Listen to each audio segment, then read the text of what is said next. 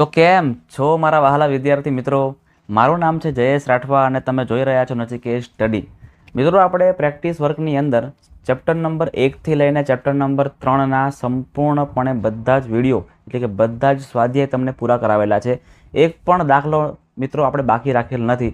બધા જ દાખલાઓ, બધા જ સ્વાધ્યાયના બધા જ દાખલાઓને મિત્રો આપણે પરફેક્ટલી સમજાવીને તમને પૂરા કરાવેલા છે. બધા વિદ્યાર્થીઓને આવડી પણ રહ્યા છે, ઘણા બધા વિદ્યાર્થીઓ કોમેન્ટ પણ કરી રહ્યા છે. એટલા માટે તમામ વિદ્યાર્થીઓનો મિત્રો ખૂબ ખૂબ આભાર માનું છું. અને આવી રીતે મિત્રો આપણે આખી જ પ્રેક્ટિસ વર્કને પણ સોલ્વ કરવાની છે.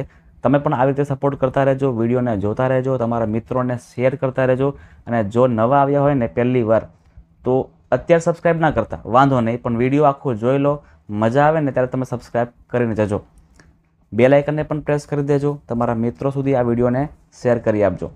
ચાલો, આજે આપણે આ વિડીયોની અંદર ચેપ્ટર નંબર 4 શરૂ કરવા માટે જઈ રહ્યા છે. ને એટલું મજાનું ચેપ્ટર છે ને મિત્રો, ખૂબ જ મજા આવી જાય એવું ચેપ્ટર છે. આપણે આકૃતિઓ જ દોરવાની છે, આલેખ દોરવાના છે, બરાબર ને?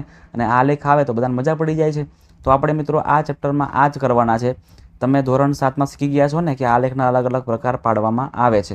જો નથી યાદ તો ચિંતા ના કરો, હું તમને સમજાવી દઉં છું કે આલેખના કેટલા પ્રકાર આપણે પાડીએ છીએ, બરાબર ને? ચલો, સૌથી પહેલો પ્રકાર મિત્રો આલેખનો પાડીએ છીએ આપણે, જેને કહીએ છીએ આપણે લંબ આલેખ. યાદ રાખજો, શું કહીએ છીએ આપણે એને? લંબ આલેખ. બીજો આલેખનો પ્રકાર છે જેને આપણે કહીશું દ્વિલંબ આલેખ. દ્વિલંબાલેખ એટલે કે બે બાજુ બે થાંભલા બનશે. ત્યાર પછી આવશે મિત્રો સ્તંભાલેખ. ત્યાર પછી આવશે રેખિક આલેખ. અને ત્યાર પછી આવશે પાઈ ચાર્ટ, બરાબર છે ને? તમારા માટે આ વસ્તુ સાવ નવી છે, બાકી બધી તમને વસ્તુ ખબર હશે, બરાબર ને? ચલો, સૌથી પહેલાં વાત કરીએ કે ભાઈ લંબ આલેખ કેવા આવે. તો લંબ આલેખમાં મિત્રો સમજો કે આવી રીતના એક્સ અક્ષ અને વાય અક્ષ છે, તો આવી રીતે અલગ અલગ બધા થાંભલા બનતા હોય છે, બરાબર ને? આવા થાંભલા બને છે, એક એક થાંભલો બને છે ને, એને શું કહેવામાં આવે? લંબ આલેખ કહેવામાં આવે. પણ જો આપણે વાત કરીએ દ્વિલંબ આલેખની, તો એમાં તમને મિત્રો બે થાંભલા જોવા મળશે. આ એક થાંભલો અને એની જોડે જ બીજો થાંભલો, બરાબર ને? આ એક થાંભલો જોડે બીજો થાંભલો, આવી રીતે જો હોય ને તો મિત્રો એને આપણે કહીએ છીએ દ્વિલંબ આલેખ.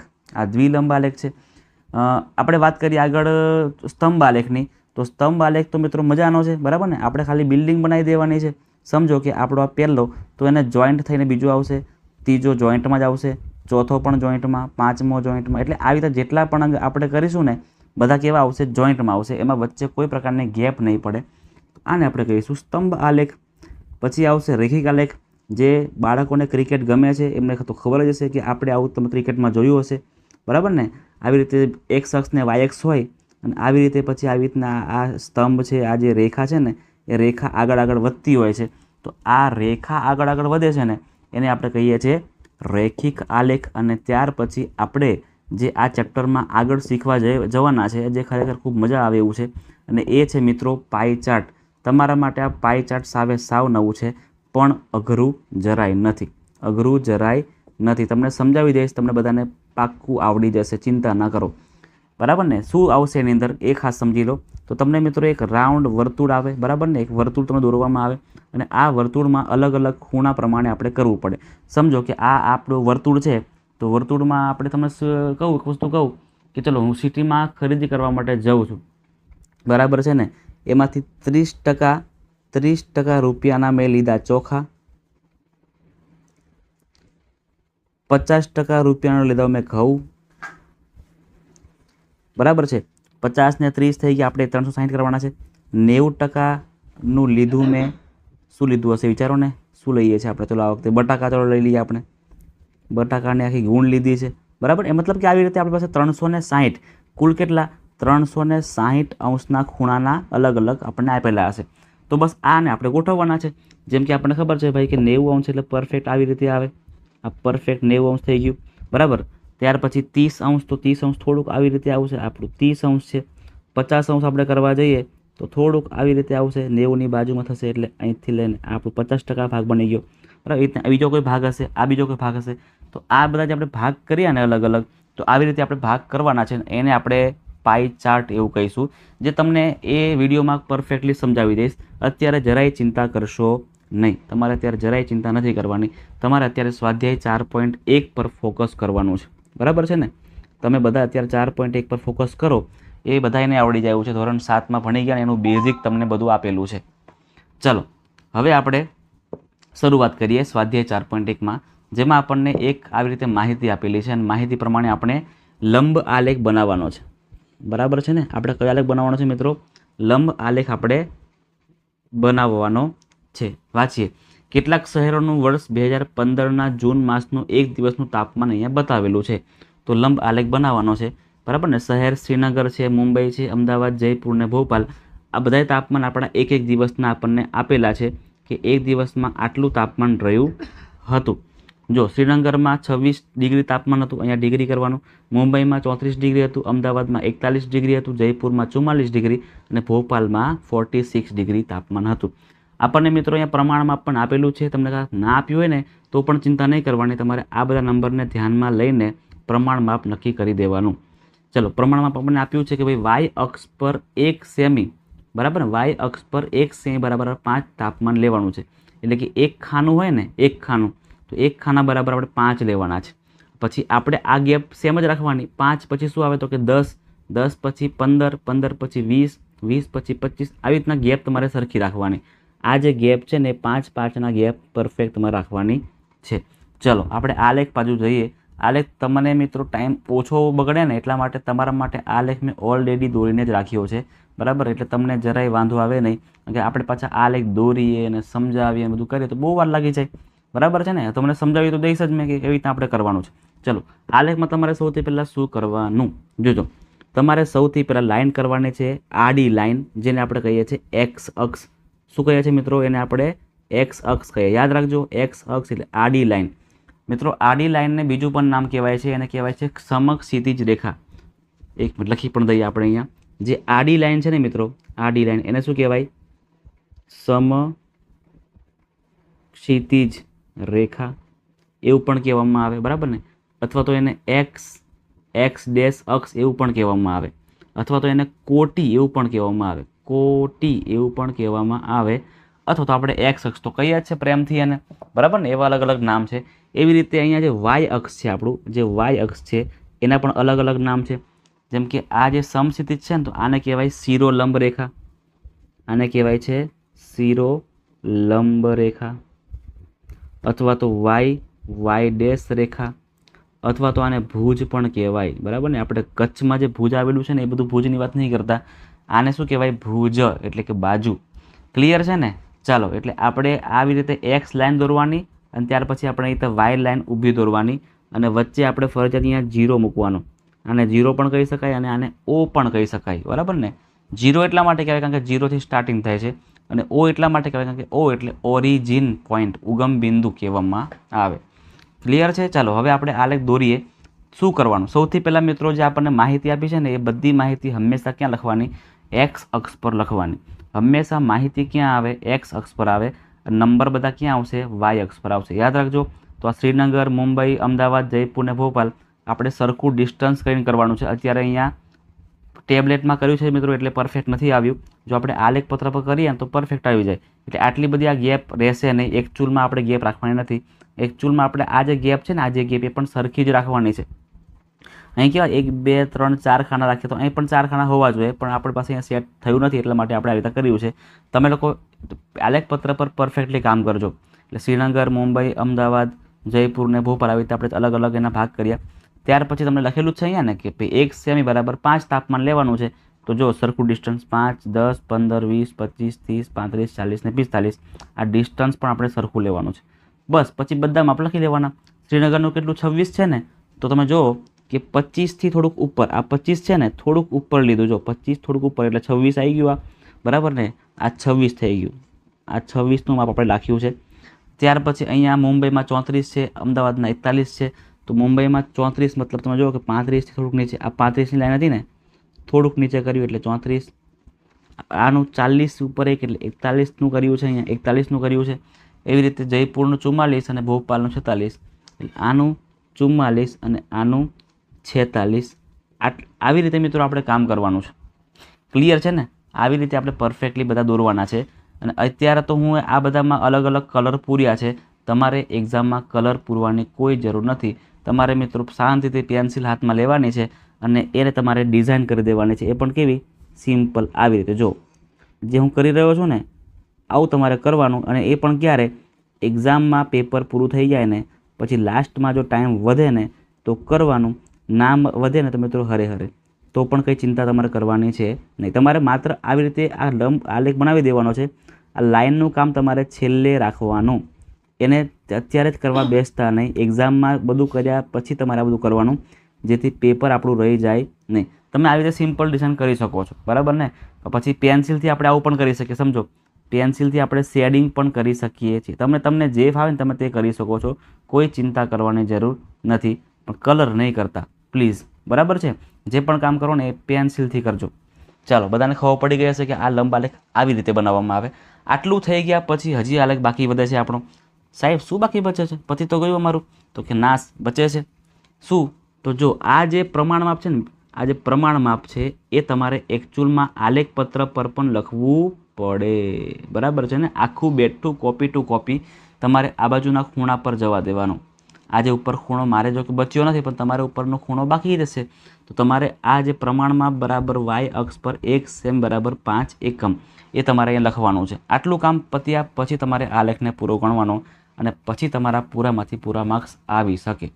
ક્લિયર છે? બધા વિદ્યાર્થી મિત્રોને મસ્ત રીતે બધું ક્લિયર થઈ ગયું હશે. કોઈને જરાય વાંધો આવે નહીં. દુકાને જઈને મિત્રો આલેખ પત્ર લઈ આવજો અને પ્રેક્ટિસ ચાલુ કરી નાખજો. ચાલો, બીજો આલેખ જોઈએ. એ પણ સેમ એની જેવો ને જેવો છે. મુંબઈમાં રમાયેલી એક દિવસીય મેચમાં 5 ખેલાડીઓએ કરેલ રન એનો આલેખ આપણને આપેલો છે. જો અહીંયા એ જે ખેલાડી છે ને, ખેલાડી એ, એને 82 રન માર્યા. બી ખેલાડીએ 43 રન માર્યા. સી ખેલાડીએ 63 માર્યા. ડી ખેલાડીએ 16 અને ઈ વાળાએ 56 માર્યા. આપણને આપ્યું છે પ્રમાણમાં અહીંયા કે ભાઈ વાય અક્ષ બરાબર 1 સેમી બરાબર આપણે 10 રન લેવાના છે. એટલે આપણે 10-10નો ગેપ રાખવાનો છે. જોજો, 10, 20, 30, 40, 50, 60, 70, 80, 90 ને 100 કર્યા છે. ખેલાડી એ, બી, સી, ડી, ઈ એક્સ અક્ષ, વાય અક્ષ ને અહીંયા શું આવશે આપણું? 0. હવે તમે જો ખેલાડી એ રન કેટલા માર્યા છે? 82 ને, તો 80 ની ઉપર 2 લીધા હશે. જો આ 80 ને ઉપર બીજા 2 લીધા એટલે અહીંયા આપણે 82 વાળો માપ લીધો. અહીંયા આપણે 82 નું માપ લીધેલું છે. 82 બરાબર છે ને? ચલો, બી વાળાએ 43 માર્યા છે. બી વાળાએ 43 રન માર્યા છે, એટલે કે જો 40 ની ઉપર આપણે 3 રાખ્યા છે. સી વાળાએ 63 માર્યા છે. પછી ડી વાળાએ ખાલી 16 રન માર્યા છે, બરાબર ને? 15 ની ઉપર 1 કર્યું એટલે 16 રન માર્યા છે. અને આ ઈ વાળા ભાઈએ 56 રન માર્યા છે. તો તમારે મિત્રો આવી રીતે આલેખ પત્ર પર દોડી દેવાનું છે. શક્ય હોય તો ઉપર લખી દો ને આવી રીતે, તો પણ સારામાં સારું. ના લખો તો કંઈ ચિંતા નથી, અને લખો તો પણ કંઈ ચિંતા છે નહીં, બરાબર ને? હવે આટલું પતી પછી શું કરવાનું? તો તમારે આટલું પતી ગયા પછી તમારે સાઈડ પર ખૂણામાં જે જગ્યા બાકી રહી જાય છે ને, ત્યાં તમારે લખવાનું છે પ્રમાણમાપ. પછી લાઈન કરી દેવાની. વાય અક્ષ પર 1 સેમી બરાબર 10 રન. જે તમને રકમમાં આપ્યું છે ને, આ જ શેપ તમારે બેઠું કોપી કરી દેવાનું છે આ ખૂણાની અંદર. આટલું થઈ જાય ને એટલે તમારો આલેખ થઈ ગયો પૂરો. ક્લિયર છે? ચાલો, હવે આવશે આપણો બીજા પ્રકારનો આલેખ, જેને આપણે કહીએ છીએ પ્રેમથી દ્વિલંબ આલેખ. દ્વિલંબ આલેખ એટલે કે બે થાંભલા બનતા હશે ભેગા ભેગા. જો અહીંયા તમને 2 માહિતી પણ આપેલી છે. વસાહત એ વાળા તરવામાં 24 અને ચાલવામાં 42. આવી રીતે અલગ અલગ લોકોની પસંદગી કરેલી છે. તો વસાહત એમાં કુલ 2 થાંભલા બનશે. વસાહત બીમાં 2 થાંભલા બનશે. સીમાંય 2 બને, ડીમાંય 2 બને છે, બરાબર ને? ચાલો બતાવું તમને કેવી રીતે કરવાનું છે આપણે. જો છે ને અહીંયા આ જે આપણું એક્સ અક્ષ ને આ વાય અક્ષ, વસાહત એ ના પણ 2 થાંભલા હતા અહીંયા આ રહ્યા. વસાહત બીના પણ 2 થાંભલા. વસાહત ડીના પણ 2 થાંભલા અને વસાહત સીના પણ 2 થાંભલા અને ડીના પણ 2 થાંભલા બની ગયા છે. એટલે આને આપણે કહીએ છીએ દ્વિલંબ આલેખ. સૌથી પહેલાં વસાહત એમાં તમે જુઓ 24 અને 42 છે ને, તો આ ગ્રીનમાં છે ને, ગ્રીનમાં એ આપણે રાખ્યા છે 24. તમે જોઈ શકો છો કે મિત્રો કે 25ની થોડુંક નીચે એટલે 24 રાખ્યું છે અહીંયા, 25થી નીચે એટલે. અને અહીંયા કેટલા છે? 42 છે, એટલે 42 ઉપર અહીંયા આપણે 42 રાખ્યા છે. એવી રીતે અહીંયા 53 ને 48 છે. તો આ પહેલું છે ને આપણું 53 વાળું છે, અને બીજું કેટલું છે આપણું? 48 વાળું છે. વસાહત સીમાં 64 અને 58 છે. વસાહત સીમાં 64 અને 58 છે. અને વસાહત ડીમાં 38 અને 45 છે. હવે કેમ ખબર છે મિત્રો આપણે આવું કેમ કરી રહ્યા છે, કેમ આપણે દ્વિલંબ આલેખ બનાવીએ છીએ? તો કે આવી રીતે મિત્રો આપણે નંબર જોવા કરતાં આલેખ જોઈએ ને તો ઇઝીલી આપણે કમ્પેર કરી શકીએ કે કોણ વધારે છે, કોણ ઓછું છે, બરાબર ને. આ વસાહતો વચ્ચે પણ કમ્પેર કરી શકીએ અને વસાહતમાં પોતે પણ આપણે કમ્પેર કરી શકીએ કે વસાહત એમાં તરવાવાળા ઓછા છે અને ચાલવાવાળા વધારે છે, બરાબર ને. આટલું પત્યા પછી તમારે એક મેન કામ કરવાનું છે, એ તમારે ભૂલાય નહીં, ખાસ યાદ રાખજો.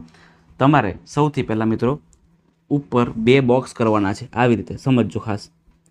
આ આપણું પહેલું બોક્સ બનાવી રહ્યો છું મેં, અને એવી રીતે આપણે અહીંયા મેં બોક્સ બીજું બનાવી રહ્યો છું. તમારે 2 બોક્સ બનાવવાના છે. હવે ખાસ સમજો, તમે જે અત્યારે આ ડ્રો કર્યું બરાબર ને, એમાં તમે વસાહત, એમાં આ જે પહેલું જે ખાનું છે જે અત્યારે મેં ગ્રીન કલરનું કર્યું છે, એમાં તમે ડિઝાઇન કેવા પ્રકારની કરી છે એવી સેમ ટુ સેમ ડિઝાઇન તમારે આ ખાનામાં કરવાની છે.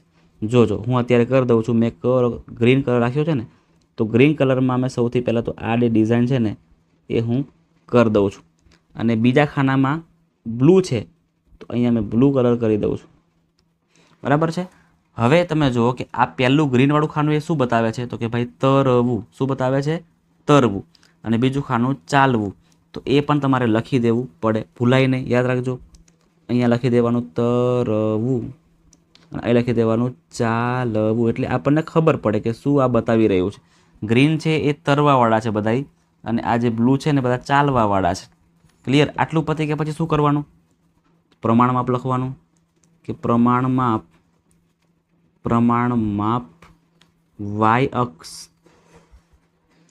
1 સેમી. કેટલા ગેપ છે, તો કે ભાઈ 5 ગેપ છે, એટલે 5 એકમ. 5 એકમ લખો તો પણ ચાલે, અને શું લખ્યું છે આપણને? લોકો લખ્યું, તો લોકો લખો તો પણ ચાલે, બરાબર ને. તો આ છે આપણો દ્વિલંબાલેખ. આટલું કરવાનું એટલે આપણા પૂરામાંથી પૂરા માર્ક્સ આવી જાય છે. ક્લિયર છે? ચાલો આગળ. ચોથો, સોમ, મંગળ, બુધ અને ગુરુવાળો આલેખ છે, અને આપણને અલગ અલગ પુરુષ ગ્રાહક કેટલા આવ્યા અને સ્ત્રી ગ્રાહક કેટલા આવ્યા એની વાત કરવામાં આવેલી છે. કોઈ દુકાન છે, કોઈ પ્રોવિઝન સ્ટોર છે ને, એ જગ્યાએ એક દિવસે 95 છોકરાઓ ગ્રાહક, પુરુષ ગ્રાહક આવ્યા અને બીજા એક દિવસે સ્ત્રી ગ્રાહક 80 આવ્યા. તો આવી રીતે આપણે આખો ગ્રાફ જે પહેલાં જે કર્યો ને એવી રીતે સેમ કરવાનો છે. આમાં 1 સેમી બરાબર 10 લોકો આપણે લેવાના છે, એટલે 10 10ની ગેપ 10 20 30 40 50 60 80 90, બરાબર ને. અહીંયા સોમવારમાં આપણે જો 95 ને અહીંયા 80, કેટલા છે? અહીંયા 95 અને અહીંયા 80, આવી રીતે છે. આ પણ દ્વિલંબાલેખ છે, એટલે અહીં પણ આપણે 2 ખાના કરવાના. અહીં પણ આપણે આવી રીતે 2 ખાના કરી દેવાના. કોઈ પણ જગ્યા દેખાય ને ખાલી, ત્યાં ખાલી જગ્યા દેખાય ત્યાં તમારે આવા ખાના કરી દેવાના છે. ચલો, પહેલાં આ બ્લુ છે નીચે કરી દઈએ આપણે, અને ત્યાર પછી રેડ છે આપણે ઉપર કરીએ. રેડ છે એ બતાવે છે પુરુષ, આ બતાવે છે પુરુષ ગ્રાહક, અને આ બતાવે છે સ્ત્રી ગ્રાહક, બરાબર ને. પછી આપણે ઉપર લખી દેવાનું પ્રમાણમાપ, અને બધું વસ્તુ પરફેક્ટ કરી દેવાની, અને તમારે પછી આલેખને પૂરો કરી દેવાનો છે. તો મિત્રો આવી રીતે આપણે લંબ આલેખ અને દ્વિલંબ આલેખને ઇઝીલી પૂરા કરી દઈએ છીએ. એક્ઝામમાં પૂછાય ને મિત્રો, એક્ઝામમાં પૂછાય ને તો એક પણ વિદ્યાર્થી મિત્રો આને છોડીને નહીં આવે, બરાબર છે. આ તમારે ખાસ કરીને આવવાનું છે, કેમ કે આ બધા આપણા બેનિફિટના માર્ક્સ કહેવામાં આવે, બરાબર ને. પેલું ક્રિકેટમાં કેવું પાવર પ્લે આવે, પાવર પ્લેમાં આપણને બહુ બધી સગવડ મળતી હોય છે. એ જ વસ્તુ આ છે, પાવર પ્લે જ છે આ, બરાબર ને. આપણે ટોટલી આમાંથી ઘણા બધા માર્ક્સ ઇઝીલી ખેંચી લેવા આવ્યા છે. નહીં કોઈ સૂત્ર મોડે કરવાનું, કશું જ નહીં. અને ઉલટી આપણને મજા આવે ને તો અલગ પાછી આની અંદર, બરાબર ને. ઘણી બધી મજા આવે આપણે ડ્રો કરવાની. તો આ ખાસ તમારે મિત્રો 4 માર્ક્સમાં પૂછાતું હોય છે, એટલા માટે તમારે આ 4 માર્ક્સ પૂરેપૂરા લઈ લેવાના છે. ક્લિયર છે મિત્રો? તો આપણે આ વિડીયોમાં આટલું શીખ્યા, અને હવે આપણે આની પછીના વિડીયોમાં જે પાઈ ચાર્ટ છે એ તમને સમજાવીશ કે પાઈ ચાર્ટ છે ને એ શું છે, કેવી રીતે કરવાનું, ખૂણા કેવી રીતે બનાવવાના, ખૂણા હોય તો માપ કેવી રીતે બનાવવાના, બંને વસ્તુ આપણે તમને સમજાવીશ, બરાબર છે. તો ખાસ વિડીયોમાં જોડાઈ રહેજો, આવી રીતે વિડીયોને જોતા રહેજો, પ્રેક્ટિસ કરતા રહેજો. અને વિડીયો જો તમે મિત્રો એકચ્યુઅલમાં ગમ્યો હોય ને તો ખાસ સબસ્ક્રાઈબ કરી નાખજો. તમારા મિત્રો સુધી આ વિડીયોને શેર પણ કરી આપજો. લાઇક અને કોમેન્ટ જરૂરથી કરજો.